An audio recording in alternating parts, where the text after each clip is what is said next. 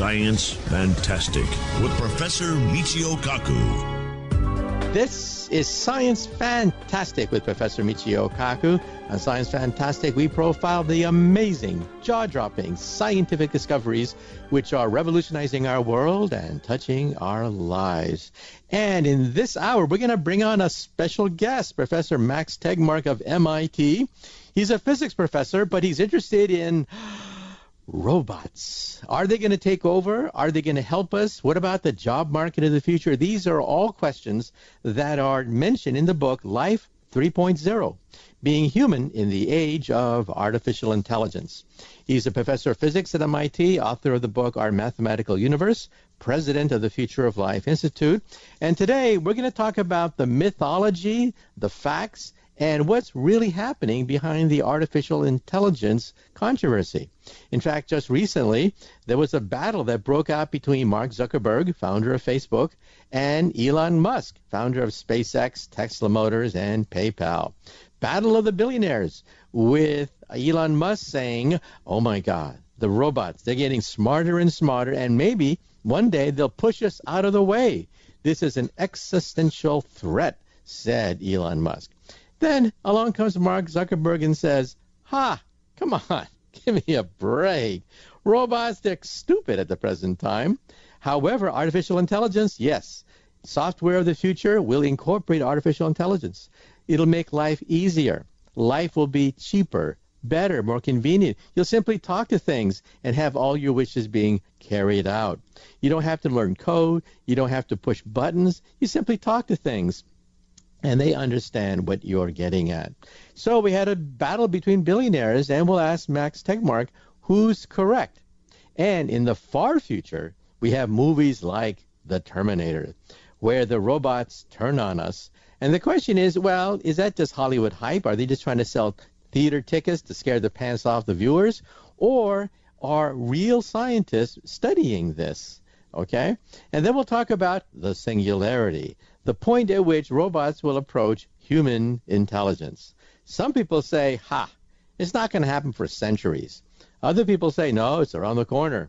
Well, let's ask a professor of physics at MIT the question, when might we attain human intelligence with machines in the laboratory?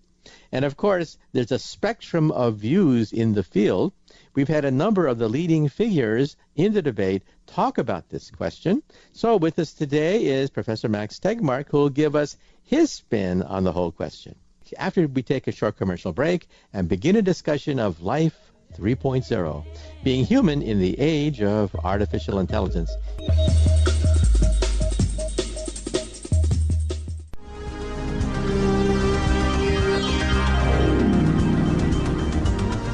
Welcome back to Science Fantastic with Professor Michio Kaku. In this hour, we're going to continue our discussion of artificial intelligence. Robots, are they going to take over? Are they going to be our helpers? What does it mean to have an intelligent being made out of steel and plastic? And what does it mean? How far advanced can robots become? With us today, once again, is Professor Max Tegmark, professor of physics at MIT, president of the Future of Life Institute, author of Our Mathematical Universe, and his new book, which is just coming out. His new book is called Life 3.0, Being Human in the Age of Artificial Intelligence. So, Max, once again, thank you so much for being on Science Fantastic. Thank you. It's a pleasure. Okay, the first question that we always ask our guests is, how did you, as a youth, think back now, how did you as a youth first get interested in science and then physics? I always used to be fascinated, ever since I was 10 or so, about it was really, really big questions. And it seemed to me, when I was a teenager, that the two biggest mysteries of all in science were the mystery about our universe out there and our universe in our heads, our minds. And I've had a lot of fun studying the cosmos, sure enough, throughout much of my career. And in the last few years, I've gotten increasingly fascinated by AI and our inner universe, and shifted my MIT research to very much focus on artificial intelligence. Okay. And you probably heard about this debate between the billionaires, Elon Musk and Mark Zuckerberg. They call it the battle of the billionaires. On one hand, we have Elon Musk, founder of SpaceX and PayPal and Tesla Motors, saying, watch out.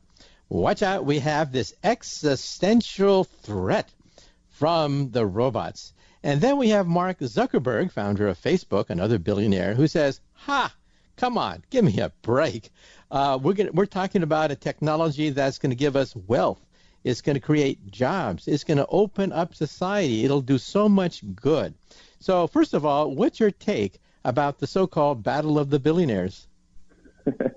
My take is that, yes, of course, I'm optimistic that AI can give us great wealth and help us solve all the problems that stump us today because of our limited intelligence. But at the same time, this is not something that's going to come automatically. It's something that we really need to plan and work for, because it also gives us, like any technology, the opportunity to screw up like never before. And I think really fundamentally, something that Zuckerberg maybe is not taking seriously enough is that we humans have traditionally thought of intelligence as something mysterious. It can only exist in biological organisms, especially humans. But from my perspective as a physicist, intelligence is simply a certain kind of information processing performed by elementary particles moving around according to the laws of physics. And there's no law of physics that says that we can't build machines more intelligent than us in all ways. So I think we've only seen the tip of the intelligence iceberg, and that there is an amazing potential to unlock the full intelligence that's latent in nature, and we can then choose to use that, either to help humanity flourish or to screw up in new ways. Okay, well, full disclosure, let me give you my take on it, and then I'll ask you for your comments. I think that in the short term, I think Mark Zuckerberg has a point. Robots are about as smart as a cockroach, a retarded lobotomized cockroach. They're not very smart at all. So the short term, we will see AI enter the marketplace, making life better, easier, cheaper, more convenient. We'll simply talk to things, and things will talk back to us rather than having to punch in things into our cell phone. However, on a scale of a few decades, I think Elon Musk's point of view becomes very important. One of these days, robots are going to become self-aware. They'll have their own goals, and maybe those goals don't include us. Of course, they're not that smart yet, but on a scale of, who knows for sure, 30, 40, 50 years, robots may gradually attain a certain amount of self-awareness, in which case they could pose an existential threat. But hey, that's my take on it. Short term and long term. What are your thoughts? I think you're spot on there.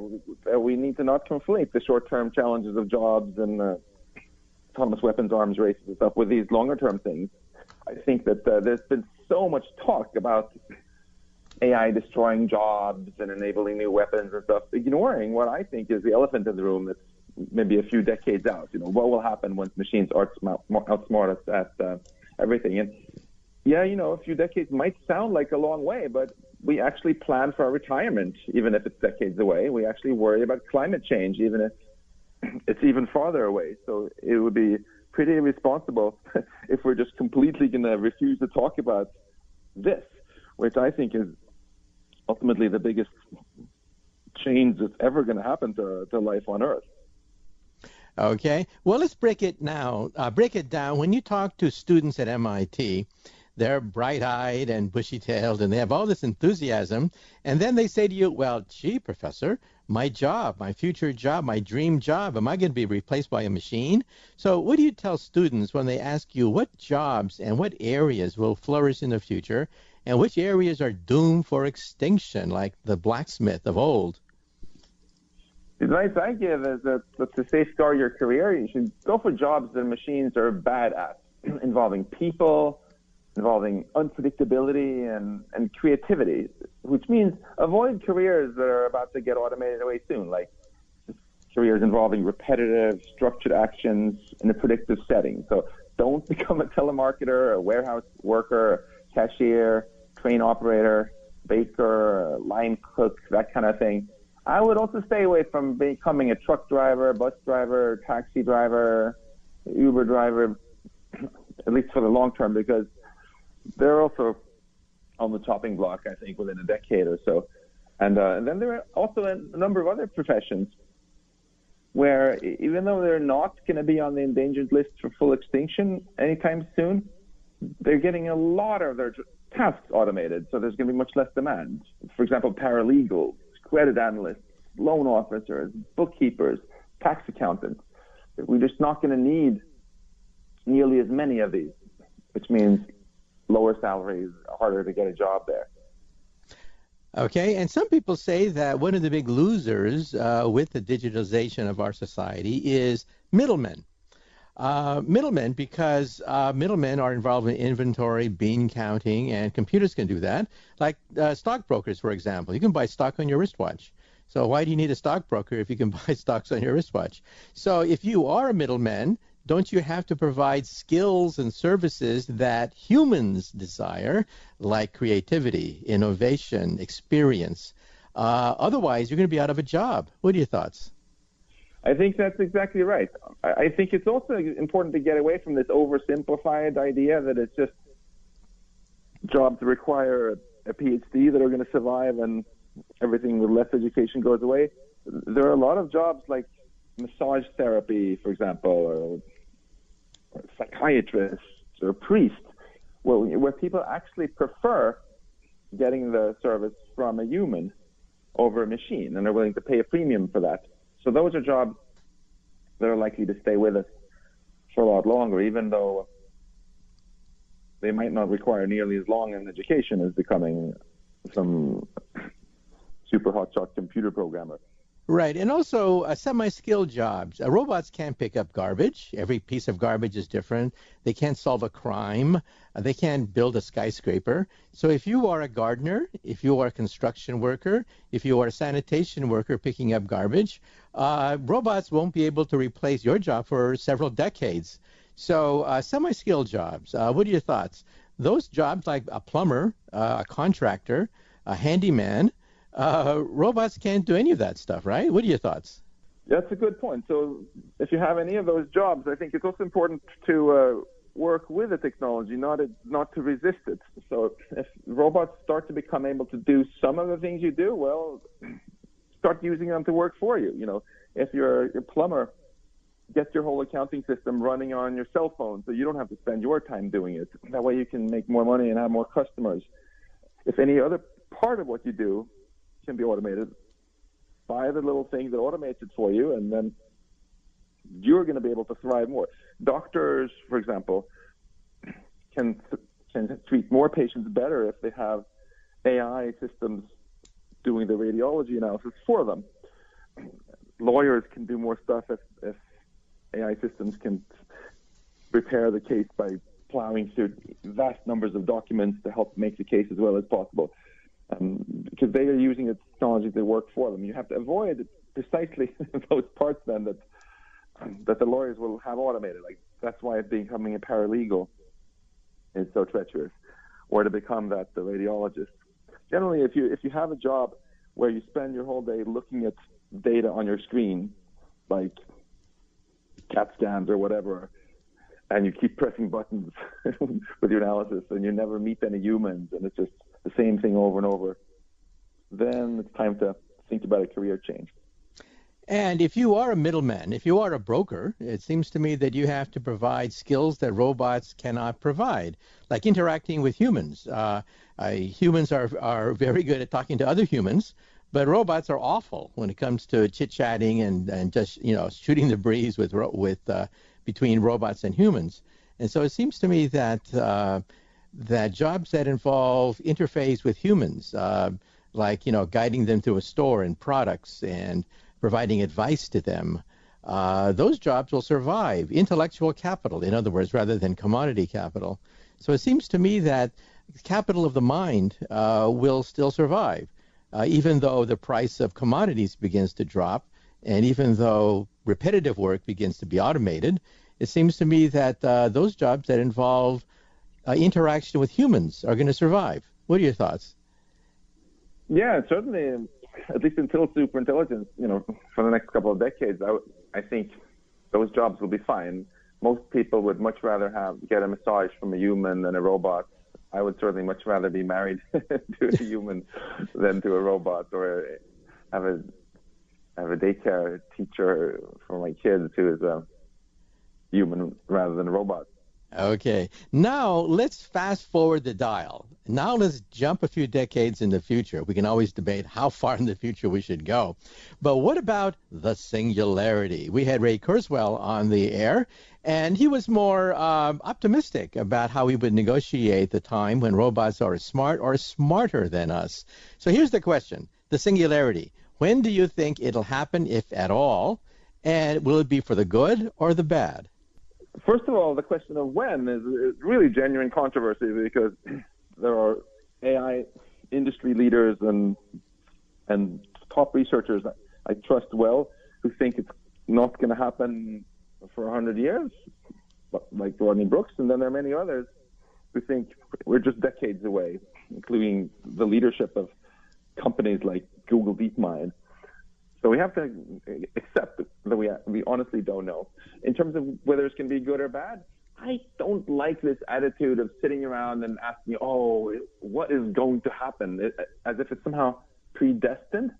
It's not like we're being invaded by aliens who just have this superior technology and we have no impact on the outcome. We're creating this stuff, Michio, right? So we should ask ourselves instead, what can we do right now to make sure it becomes a good thing rather than a bad thing? And I think there are a lot of concrete things we can talk about that we can do there. But I want to, first of all, say I think there's been so much Hollywood bluster equating AI with doom just because it sells better. And we should remember that everything we love about civilization is the product of intelligence. So if we can amplify our own intelligence with artificial intelligence, it really can enable humanity to flourish like never before. Think about the problems that we're stumped by today and haven't managed to solve properly, like climate, like poverty, social justice, curing all our diseases, and so on. In every case, we're stumped on these because we haven't been smart enough to solve them yet. And if we can amplify our own intelligence with machine intelligence, we have great potential. Okay, Max, we're going to have to take a short commercial break, but after the break, we're going to continue a discussion of his latest book, Life 3.0. Once again, our special guest today is Professor Max Tegmark, Professor of Physics at MIT, and we're talking about artificial intelligence. After the break, we're going to talk about, what happens when the robots are smarter than us? Will that actually happen, or is it simply fiction coming from the overheated imagination of Hollywood scriptwriters?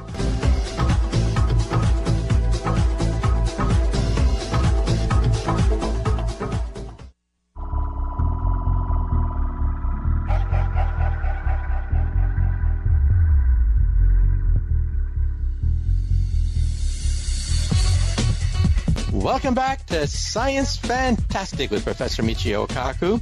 Today we're talking about some things that some people think are perhaps the most important discussion that faces humanity. That is, how smart are robots going to become? And what do we do about it? With us today is Professor Max Tegmark, Professor of Physics at MIT, President of the Future of Life Institute, author of Our Mathematical Universe, and his latest book. His latest book is called Life 3.0, Being Human in the Age of Artificial Intelligence. So the first question for you, Max, we talked about jobs, we talked about opportunities that are going to be revealed by artificial intelligence, but some people are worried. What happens when intelligent machines become, as intelligent as us? So first of all, do you think it's going to happen? Some people say it'll never happen. Some people say it'll happen by, 2045 or so? First of all, do you think it's going to happen, and what should we do about it? Many of my AI research colleagues who are focused specifically on trying to build these things think it is going to happen in a few decades, and I think they're probably right. I think it's probably going to happen. There's certainly nothing in the laws of physics saying it won't, and I think technology is going in that direction. Now, what can we do to make it a good thing, not a bad thing? Hollywood movies, of course, scare us by making us fear that somehow machines should become conscious and evil and decide to kill us, like in Terminator or whatnot. But that, I think, is a red herring. What we should really worry about is not malice. but competent. So for example, Michio, do you hate ants to the point that you would like go out of your way and step on them if you see one on the Manhattan sidewalk? Well, not particularly, unless they get in the way or something. Okay. But suppose you're in charge of this awesome new green energy project, and just before you flood this dam that's going to power the hydroelectric turbines, you notice, oops, there's an anthill in the middle. What are you going to do? Well, turn the dial and let it flow, I suppose. I mean, Too bad. Yeah, exactly. So you didn't kill the ants because you're evil and have any antipathy against them. You just didn't have your goals fully aligned with the goals of the ants, and you were smarter than they were, so you got your way. Too bad for the ants. What we really need to do with AI is just make sure that we don't end up in the situation of those ants. We need to make sure that AI's goals are aligned with ours, and that is actually a fascinatingly challenging technical problem that we need to work on more.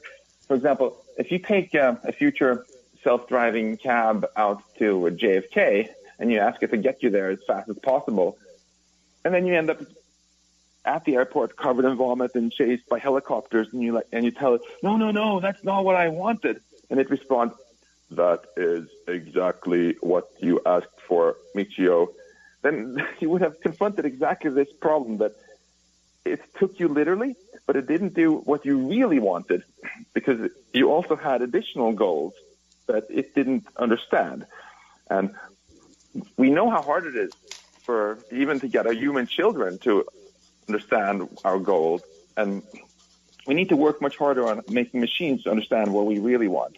Then we need to also figure out how to make machines adopt our goals, which I still haven't fully succeeded with my teenage intelligences, right? And finally, we need to figure out how to make machines retain these goals as they get ever smarter. Our kids often change their goals as they grow older, so that we can trust that no matter how smart these machines get, they're going to treat us well.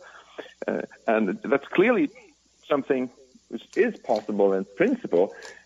Babies who are 6 months old are not as intelligent as their parents, but they're fine because their parents' goals are aligned with those of the baby. Okay, Max, we're going to have to take yet another short commercial break. But after the break, we're going to continue discussion of perhaps one of the most existential questions of all time.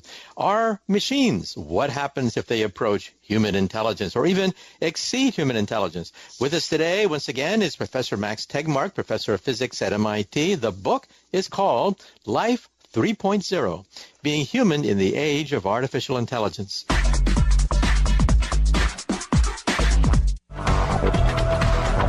Welcome back to Science Fantastic with Professor Michio Kaku. In this hour, we're talking about the existential question: how smart should our machines become? With us today is Professor Max Tegmark, author of the book Life 3.0, Being Human in the Age of Artificial Intelligence. Well, Max, let me ask you a simple question. First of all, who funds artificial intelligence? Well, the Pentagon. And does the Pentagon build robots to be nice to our enemies? No. The Pentagon is entrusted to kill our enemies. And so given the fact that the Pentagon funds the huge bulk of artificial intelligence research, there is in the West a propensity to build killing machines. Now, in Asia, it's the opposite. In Japan, for example, we have the Shinto religion, which believes that everything has a spirit in it. There's an animism in Shintoism, and therefore children love robots because they think that, well, robots are alive, because there's a spirit everywhere in the Shinto religion. And therefore, children, instead of running away from Arnold Schwarzenegger, they love robots in Asia. But what are your thoughts? Are we going to go the way of the Pentagon, or are we going to go the way of loving the spirit inside our robots? I very much hope we're going to go the loving, collaborative route. In fact, it turns out that even though the Pentagon is indeed spending more money probably on AI right now than the civilian industry in the West, it's the civilian sector that's produced the vast majority of the breakthroughs so far. They have been much more successful in recruiting the most talented researchers so far. And there's a fascinating battle really shaping up between the civilian AI industry, companies like Google and all the others on one hand, and the military lobbyists on the other, where we actually organized, my colleagues and I, an open letter where we got vast numbers of AI leaders saying we do not want this wonderful technology that can make life so much better bastardized and mainly used to start an arms race, new ways of killing people. In November, there's going to be a United Nations meeting where people will be discussing whether one should ban killer robots in the same way that we've banned biological weapons and chemical weapons and try to curtail an arms race. At the same time, as you are well aware, it's really tricky to stop arms races. I think the best time to stop one is before it's really started. And I have some hope here, because ultimately, if we get an out-of-control arms race going in killer robots, it's actually going to weaken the U.S. and China and Russia and all other powerful nations at the expense of ISIS and various rogue terrorist and non-state groups, because these are not going to be expensive weapons like hydrogen bombs that require expensive and difficult to acquire raw materials. They're going to be super cheap, like Kalashnikovs and vans. And once superpowers, if they are stupid enough to figure out how to mass produce these, they will be everywhere on the black market, and it's going to be as hopeless to stop them as a Kalashnikov. You might have bumblebee-sized killer drones that you can just program in whoever you want to assassinate, or the ethnic group you want to assassinate, and they'll do it without in any way being traceable back to you. It's going to be a horrible situation that the superpowers really, I think, want to avoid. Now, if you're top dog, then if it ain't broke for you, don't fix it, right? So I'm cautiously hopeful that we can rein in this crazy attempt to start an arms race in this and keep AI focused on being the most beneficial, positive technology ever. Okay, now on the air, we've had a number of people talk about the future of AI. Some people welcome it. They say they are our evolutionary successors. They deserve to take over the world. We're the archaic ones, and so we should treat them as our children. And therefore, don't be afraid of the robots if they put us in zoos and throw peanuts at us and make us dance behind bars, because that's the way of evolution. Then we had another group of people who say, bah, humbug. We should create robots that eventually we will merge with them. Why not become Superman? Why not become super powerful? Why not become super intelligent? Merge with our creations. Well, we have to take a short commercial break, but after the break, let's talk about the far future. Should we welcome robots taking over and putting us in zoos? Or should we merge with them? Or should we ban them? We'll talk about that after the break.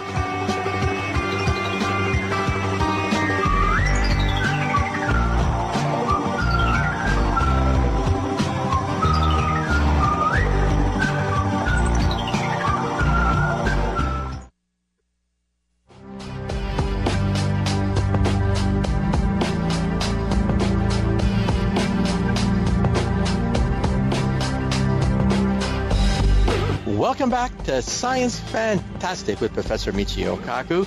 With us today is Professor Max Tegmark.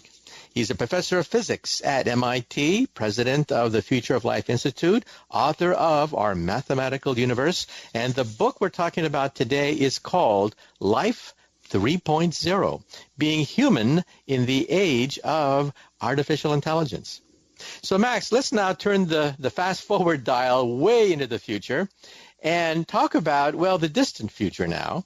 Some people say that we should welcome our robots as our evolutionary successors. They are our children, and if they replace us, well, so much for the better.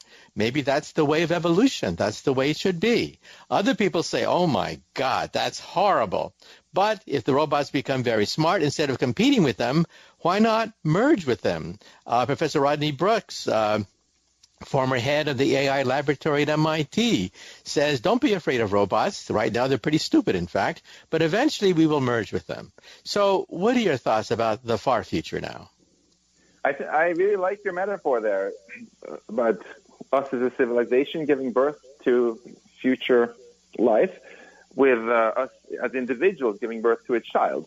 Of course, if we individually have a child who can go out and fulfill our wildest dreams and supersede them, do all these things that we wish we could have but weren't able to, and carries on our values and makes us, then we will feel really proud and happy about this, even if they outlive us, right? if, on the other hand, our kid turns out to be the next Adolf Hitler and murders us and then screws up the rest of humanity, we would feel less pleased.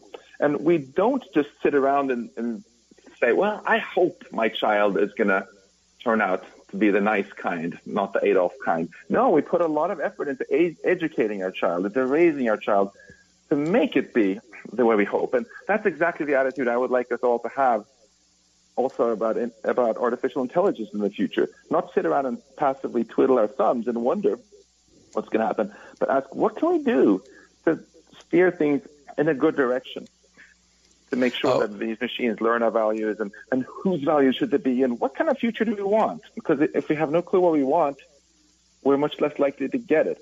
And I'm a little bit upset, actually, because I feel optimistic that we can create a great future with AI if we really do our homework now and do a lot of AI safety research that's required. But the governments who fund this research into making AI more powerful generally are hardly funding at all the sorely needed research we need to keep it safe and beneficial. And I think AI safety research just needs to be recognized as something important that we should really prioritize. Okay, now we've had also some people on the air talk about friendly AI, that they agree with you that goals can be programmed into robots instead of the goals of the Pentagon. Why not create from the very get-go, from the very start, a whole new architecture called friendly AI, where the goals of the robots are to help people rather than replace them or murder them or push them out of the way. And this is a new orientation. Instead of killing robots that can kill people on the battlefield, from the very start, program into robots the fact that they are friendly. So what are your thoughts about friendly AI? I'm very sympathetic to the vision, but the devil is in the details, and we need to solve a lot of technical problems to actually make this work. And so, in other words, I think we can create a great future if we, with friendly AI, if we can win this race between the growing power of AI and the growing wisdom with which we manage it and keep it friendly. I don't think we should try to stop this in any way, the growth of the technology as it gets more powerful. And even if we wanted to, we couldn't.